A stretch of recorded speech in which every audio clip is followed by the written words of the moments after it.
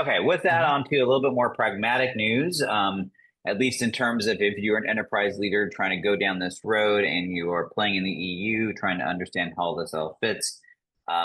Somebody was asking me the other day if the EU was actually, more or less intrusive when it comes to this. And I think it's actually the answer is both.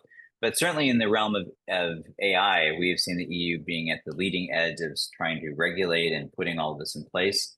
And so they have released what they're calling their general purpose AI code of practice. And you can walk us through that of what that actually means and the impact of that this might actually have on if you're a CIO or an enterprise leader looking at all of this. Yes. So everybody's been asking the EU very basic question over the past year. How are we supposed to comply with the EU AI Act? So finally, the EU has come out with a code of practice that is supposed to provide some basic guidance on what you need to do to actually be compliant if you are using a model in the EU and if you are making this public to anybody, either an EU company or an EU individual or citizen, which basically makes this a global standard of sorts that needs to be taken care of. And there are three main areas that the EU has pointed out. One is transparency, simply saying that you have to have some idea of that the model exists and provide some guidance on what data has been used to serve the model.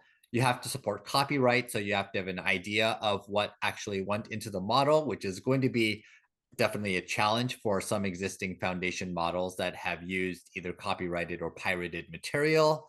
It's not a secret. A lot of these models have used pirated and illegal materials, and we're just kind of choosing to ignore it for now because it would be difficult to clean up. And we don't want to make life difficult for AI vendors, obviously, because we work for AI now.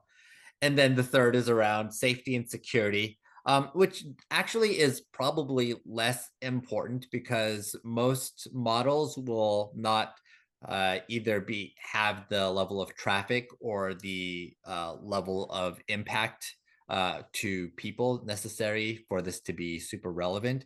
But this will basically be pointed at Google, Meta, OpenAI, the giants, and trying to basically find ways to make them have to either follow these rules or give up a healthy sum of money.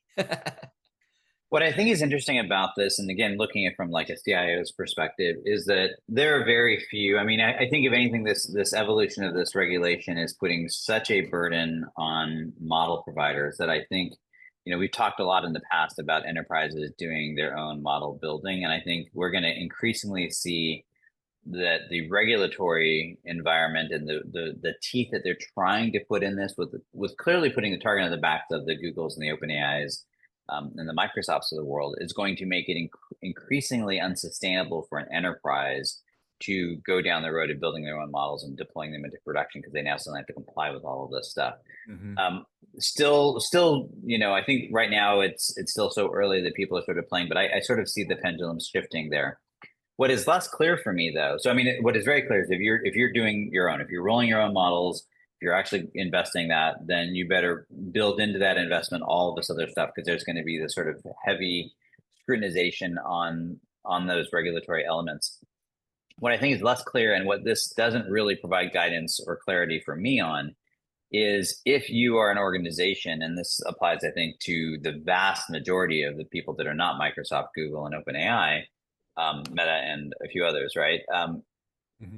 And you're using one of these models, what is your liability? What is your responsibility? Are we expecting that if we're using the OpenAI model as our foundation as part of our deployment, if we're using Microsoft Copilot Studio, which is based on OpenAI, are we presuming that they're the ones that are going to be held compliant to this, but or because we're using it in our business and we're using it to make business decisions, and those decisions may in fact impact our customers who happen to be EU citizens and therefore would be subject to this.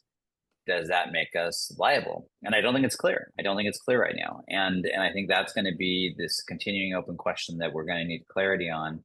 And right now, there, in general, there hasn't been any teeth in it in terms of like holding to account, but we all know that will change at some point. So, Right. that to me is the big question mark.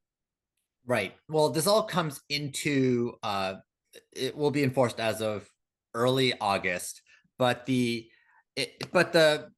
forms are a little bit unclear. Probably the clearest section is the model documentation form sample that they provide, where they give you some information about how to describe the size of your model quality, how to describe your training process, the amount of power that it uses, stuff like that.